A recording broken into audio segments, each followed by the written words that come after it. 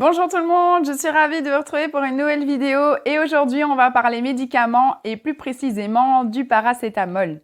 Connu sous différents noms tels que Dafalgan, Doliprane, Efferalgan, Actifed ou encore Perdolan, la molécule active de ce médicament est la même pour tous et il s'agit du paracétamol.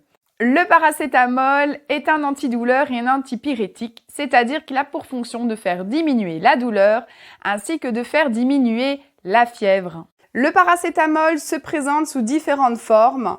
Ça peut être des comprimés effervescents, des suppositoires ou encore des sirops. Il est disponible en pharmacie, en vente libre sans prescription médicale et vous est proposé également différentes saveurs telles que cappuccino, citron ou encore vanille pour les plus difficiles d'entre vous. Pour les adultes, la dose maximale de paracétamol que l'on peut consommer par jour est égale à 4 grammes. On retrouve le plus souvent deux dosages de paracétamol en pharmacie, soit des comprimés de 1 g ou des comprimés de 500 mg. Si vous prenez des comprimés de 1 g, vous pourrez prendre un comprimé toutes les 6 heures, ce qui fera au total 4 comprimés par 24 heures. Si au contraire vous prenez des comprimés de 500 mg, vous pourrez prendre un comprimé toutes les 4 heures, ce qui fera au total 8 comprimés par 24 heures.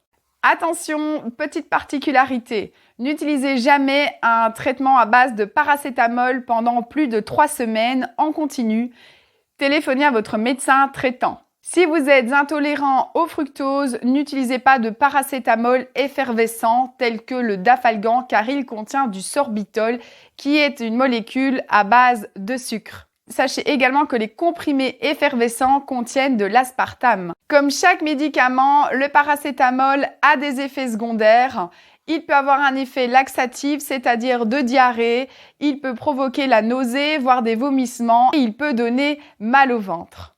Si vous avez des problèmes cardiaques, des problèmes rénaux ainsi que des problèmes hépatiques, demandez toujours conseil à votre médecin traitant avant de prendre du paracétamol. Je rappelle également que les médicaments ne sont pas des bonbons et qu'ils doivent être pris uniquement si nécessité il y a. Voilà, cette vidéo est terminée. N'hésitez pas à aller toujours vérifier la notice avant de prendre du paracétamol ou avant de prendre n'importe quel autre médicament.